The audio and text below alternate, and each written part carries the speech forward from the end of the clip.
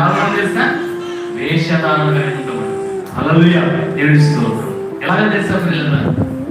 బయటికి మాత్రము లోపై భక్తికి కనబడతాం, కానీ లోపల అంతరంగంలో మాత్రము లాభం తెలుసా పిల్లల? వేషధారణ.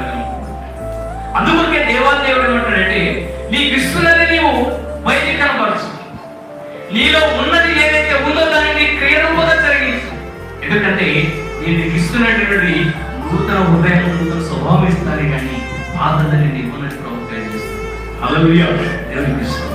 అందుకని ఈరోజు దేవాదేవుడు మనందరితో ఒక విషయాన్ని తెలియజేస్తుంటాడు. ఒక చిన్న విషయాన్ని చెప్పి నేను ముందుకెళ్తాను. ఒకసారి బడిలో ఎందుకు విషయాన్ని చెప్తారంటే వేషధారణ గురించి చెప్తుంది. వేషధారణ అనేది ఏదో ఒక రోజు బయటపడుతుంది. వేషధారణ అనేది ఏదో ఒక రోజు బయటపడుతుంది.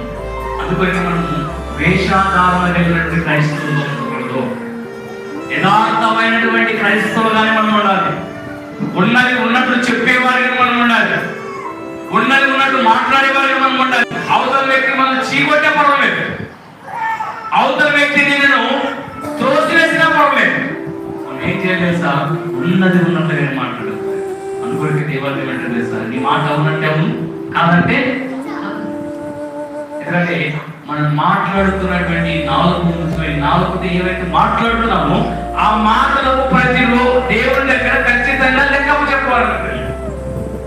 అందుకని నీ మాటలు ఏవైతే మాట్లాడావో అవన్నిటితో లెక్కపు చెప్పాలి దేవుని దగ్గర.